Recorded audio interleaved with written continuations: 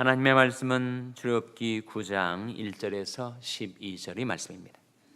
여호와께서 모세에게 이르시되 바로에게 들어가서 그에게 이르라. 히브리 사람이 하나님 여호와께서 말씀하시기를 내 백성을 보내라. 그들이 나를 섬길 것이니라.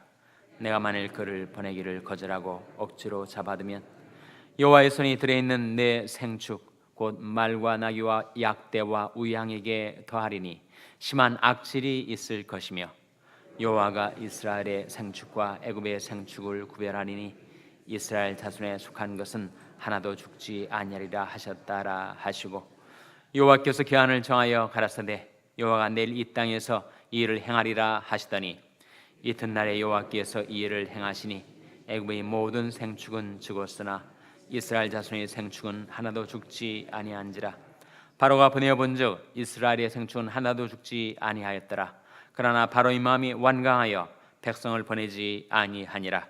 여호와께서 모세와 아론에게 이르시되 너희는 풀무에 제 두 움큼을 가지고 모세가 바로의 목전에 하늘을 향하여 날리라. 그 제가 애굽 온 땅이 티끌이 되어 애굽 온 땅의 사람과 짐승에게 붙어서 독종이 발하리라. 그들이 풀무의 재를 가지고 바로 앞에 서서 모세가 하늘을 향하여 날리니 사람과 짐승에게 붙어 독종이 발하고 술객도 독종으로 인하여 모세 앞에 서지 못하니 독종이 술객들로부터 애굽 모든 사람에게 발하였음이라. 그러나 여호와께서 바로의 마음을 강팍해 하셨으므로 그들을 듣지 아니하였으니 여호와께서 모세에게 말씀하심과 같더라. 아멘. 할렐루야. 서로에게 평강의 복을 기원하는 마음으로 샬롬 인사 나누시기 바랍니다. 샬롬. 샬롬. 오늘도 화요 새벽 기도에 잘 나오셨습니다. 날씨가 몹시 쌀쌀한데도 하나님 앞에 잘 나오셨습니다. 화요 여성 성경 공부가 오전 10시에 친교실에서 있습니다. 오늘은 애굽의 10재앙 중에서 몇 번째 재앙이죠? 5번째와 6번째 재앙입니다. 5번째 재앙은 무엇이었습니까? 악질의 재앙이에요. 악질. 6번째 재앙은 무슨 재앙이었어요? 독종의 재앙이었습니다. 독종. 악질이라는 말이 3절에 나오지 않습니까? 3절 말씀 한번 같이 읽겠습니다. 3절 말씀 시작. 여호와의 손이 들에 있는데 내 생축 곧 말과 나귀와 약대와 우양에게 더하리니 심한 악질이 있을 것이며. 악질이 무엇인가? 영어 성경은 severe pestilence라고 하는데 극심한 전염병이죠. 짐승에게 생기는 전염병. 흑사병은 아닌 것 같습니다. 흑사병이 나면 사람에게도 전염이 될 텐데 그렇지는 않고 Foot and Mouth Disease라고 하는 구족병인지 하여튼 이 생축에 전염되는 악질이 생겨났어요. 그래서 이 5번째 재앙은 악질의 재앙이고 6번째 재앙은 무슨 재앙이라고요? 독종의 재앙이라고 나오죠. 10절 말씀 같이 9절에도 나옵니다만 자 10절 말씀 한번 같이 읽겠습니다. 시작. 그들이 불무의 재를 가지고 바로 앞에 서서 모세가 하늘을 향하여 날리니 사람과 짐승에게 붙어 독종이 발하고. 독종은 또 뭐죠? 독종은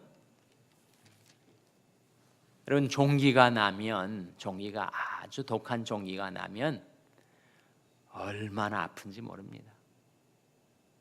몸이 막 크게 부풀어 오르죠.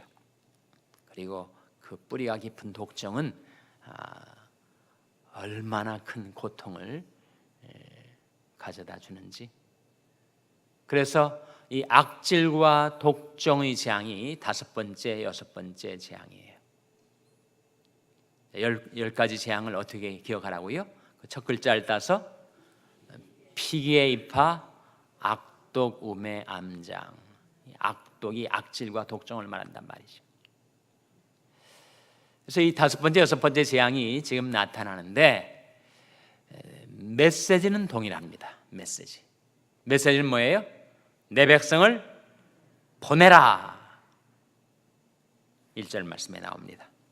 다시 한번 1절 말씀 같이 읽겠습니다. 시작. 여호와께서 모세에게 이르시되 바로에게 들어가서 그에게 이르라. 히브리 사람의 하나님 여호와께서 말씀하시기를 내 백성을 보내라.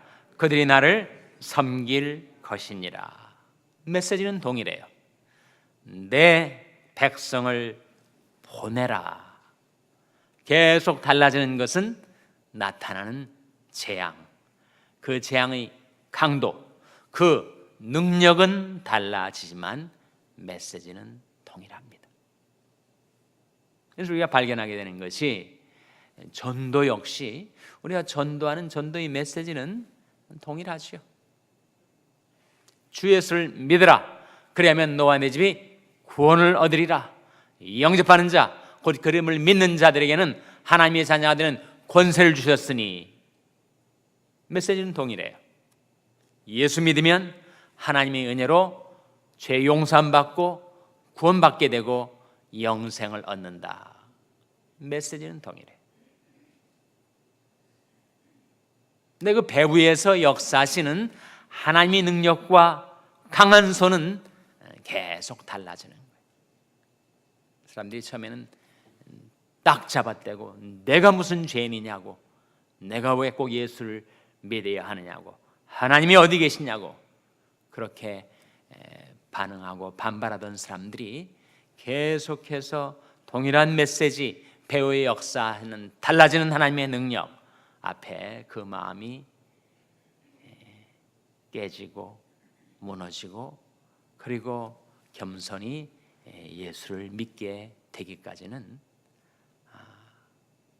동일한 메시지와 점점 더 강해지는 하나님의 능력이 함께 작용하는 것이죠.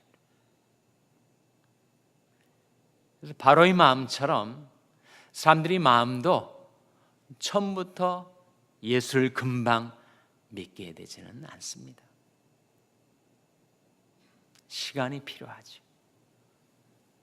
하나님의 섭리 손길 안에서 변화가 필요합니다.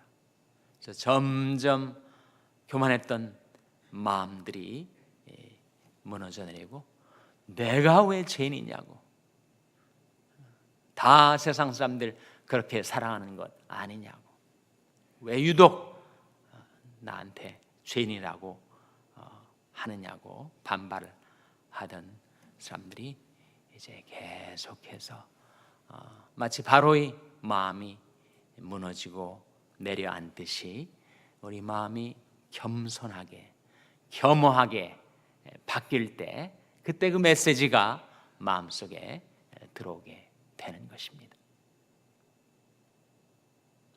이 두 재앙, 다섯 번째 재앙과 여섯 번째 재앙이 큰 차이점이 한 가지 있습니다.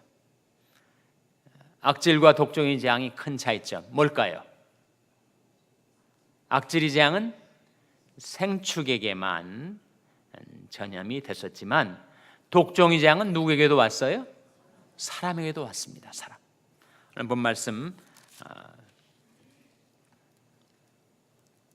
11절에 보시면 10절에 이미 나와 있습니다만 그들이 불문의 죄를 가지고 바로 앞에 서서 모세가 하늘을 향하여 날리니 사람과 짐승에게부터 독종이 바라고, 짐승뿐만 아니라 사람에게도 독종이 바라고, 그리고 그 가운데 계속해서 바로를 오도하고 미혹하고 있었던 그 술객들에게도 독종이 임합니다. 그래서 술객도 독종으로 인하여 모세 앞에 서지만 너무 고통스러우니까 그들이 쓰러져 버린 것입니다. 독종이 술객들로부터 애굽 모든 사람에게 발하였음이니라. 이것이 오늘 본 말씀을 우리에게 보여주는 다섯 번째 재앙과 여섯 번째 재앙입니다. 결국 이 일련의 재앙들의 결과는 바로가 두 손 바짝 들고 하나님 앞에 항복하고 하나님의 메시지대로 그 많은 히브리 노예들을 다 내어보내게 되는 것이죠. 메시지는 하나님의 뜻을 담고 있고, 그리고 그 메시지를 관철하기 위하여, 하나님의 뜻을 성취하기 위하여 하나님은 계속해서 능력을 바라신 것입니다. 모세도 우리와 같이 연약한 사람이었지만 하나님의 뜻을 향하여 나아갈 때 하나님께서 모세에게 능력을 부어 주셨습니다. 이 관계가 성경이 우리에게 보여주는 중요한 원리인데, 그 원리를 담고 있는 것이 시편 40편 말씀이에요. 한번 5절 말씀을 보시기 바랍니다. 시편 40편 5절을 찾아서 한번 같이 읽겠습니다. 시편 40편 5절은 구약성경 830면입니다.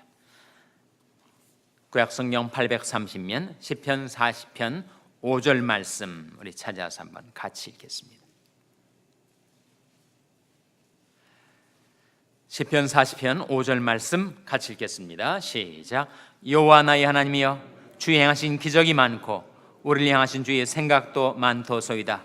내가 들어 말하고자 하나 주 앞에 베풀 수도 없고 그 수를 셀 수도 없나이다. 이 말씀 최근 들어서 좀 들어본 것 같지 않습니까? 언제 들어보셨어요? 오늘 아침에 들어보시지 않았습니까? 제가 예배가 시작되면서 낭독했던 말씀이 바로 시편 40편 말씀입니다. 여호와 나의 하나님이여, 주의 행하신 기적이 많고, 정말 하나님이 기적이 많습니다. 우리가 깨닫지 못해서 그렇지 얼마나 많은 하나님의 기적 가운데 우리가 살아가고 있는지, 정말 우리 심장이 박동만 생각해도 기적 아닙니까? 우리 폐의 호흡도 기적이고, 피 순환, 그 세포와 조직, 정말 우리 몸 안에만 들여다봐도 얼마나 많은 기적들이 있는지. 근데 우리 가정도, 우리 생업도, 우리 교회도, 나라도, 세상 돌아가는 모든 것이 다 하나님의 기적으로 이루어지고 있는 거죠. 우리가 의식하지 못하고 깨닫지 못해서 그렇지, 하나님께서는 지금도 만물을 그 능력의 말씀으로 붙들고 계십니다. 그것을 우리는 섭리라고 하죠. 붙들 섭자 섭리. 능력의 말씀으로 만물을 주관하시고 운행하시는 하나님, 여호와 나의 하나님이여, 주의 행하신 기적이 많고 우리를 향하신 무엇도 많도소이다 라고 했습니까? 생각도 많도소이다. 하나님은 우리를 위해서 그 많은 능력의 역사를 이루고 계실 뿐만 아니라 얼마나 많이 우리를 생각해 주시는지. 부모가 자식을 생각하지 않습니까? 자식은 잘 모르죠. 그러나 부모는 자식을 위해서 늘 노심초사, 위해서 기도하고 생각하고, 그러하듯이 하나님께서도 우리를 위해서 많은 생각을 하고 계시다 하는 말씀 아닙니까? 여호와 나의 하나님이여, 주의 행하신 기적이 많고 우리를 향하신 주의 생각도 많도소이다. 내가 들어 말하고자 하나 주 앞에 베풀 수도 없고 그 수를 셀 수도 없나이다. 기적도 생각도 무수하다 하는 말씀이죠. 너희 하나님의 능력이 언제 우리에게 나타나는가? 8절 말씀, 시편 40편 8절에 나타나 있습니다. 시편 40편 8절 말씀 같이 읽겠습니다. 시작. 나의 하나님이여, 내가 주의 뜻 행하기를 즐겨오니 주의 법이 나의 심중에 있나이다 하였나이다. 하나님의 그 많은 기적과 생각, 그 하나님의 능력은 누구에게 임하게 되는가? 내가 주의 뜻 행하기를 즐겨오니.